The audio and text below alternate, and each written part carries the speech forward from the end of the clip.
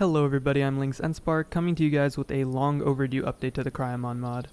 I'm sorry for how long it's been since the last update to the mod. I started college and got kinda busy, and I also had to take the mod down after ARK got taken down by a DMCA.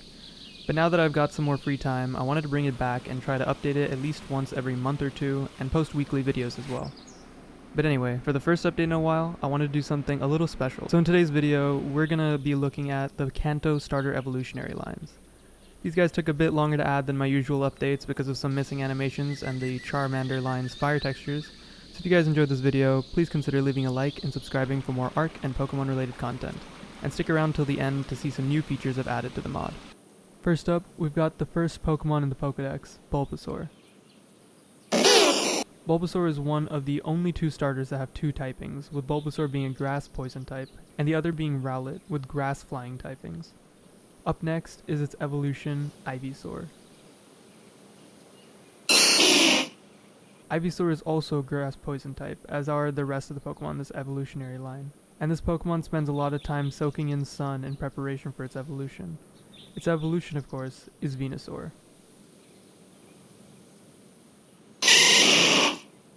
Venusaur uses the giant flower on its back to soak up solar energy, which it then uses in its attack, making Venusaur stronger in summertime months when sunlight is plentiful. For the next evolutionary line, we're going to look at Game Freak's favorite starter, Charmander, the original fire starter, being a pure fire type. The fire on Charmander's tail indicates its health and mood, and it is said that the Pokemon can die if the flame goes out, so don't be this guy and let it out in the rain for too long. Charmander's evolution is Charmeleon, also a pure fire type. Charmeleon has grown longer arms with claws and sports a horn protruding from its head. This Pokemon is said to have a temperament and attacks strong opponents for fun.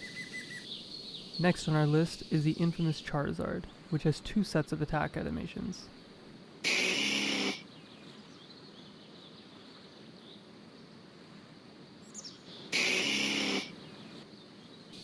It has grown a pair of powerful wings, giving it the ability to fly and spit fire from above. Charizard has the most forms of any final starter form, having 2 Mega Evolutions and a G-Max form. Last but not least, out of the starter trio, we've got Squirtle, the tiny turtle Pokemon, a pure water type.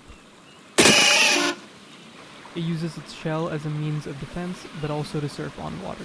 When it senses danger, it attacks into its shell. It's generally passive, but make sure you don't try to take on a squad of them at the same time. Squirtle's evolution is Wartortle.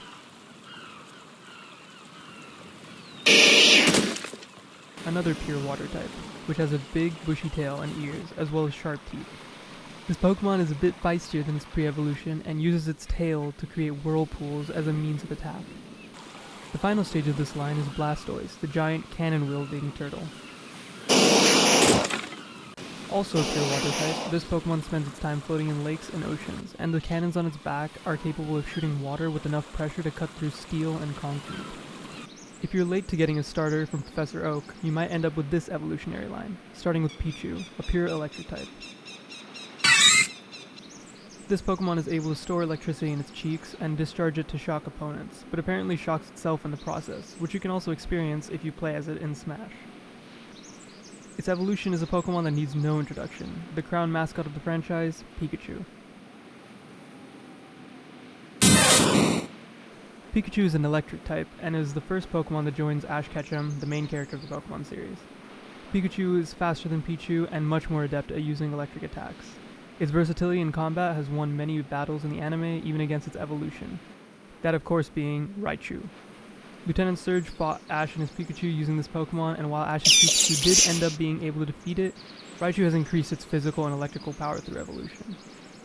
Raichu was planned to also have an evolution named Gorochu, which was later scrapped and replaced by the pre-evolution Pichu. That's all for the new Pokemon being added in this update, but I've added a few new features I'm excited to show you guys. The first is something I know a lot of people have wanted, which are special attacks.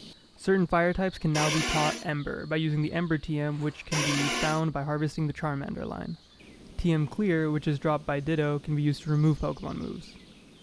When harvesting Pokemon now, you may notice that they drop candies. The candies can also be collected by going into your Pokemon's radio menu and turning on candy drops. Now every time your Pokemon levels up or does its idle animation, it will drop a certain amount of its line's candy, and has a chance to drop Omni candies, which can be used on any Pokemon. Now, what exactly do these candies do? If you snuck a peek at the radio menu, you may have seen options to... That's right, Pokemon can now evolve in the mod. To evolve a Pokemon, empty its inventory and give it the required amount of candies. Some Pokemon may also need a special item to evolve.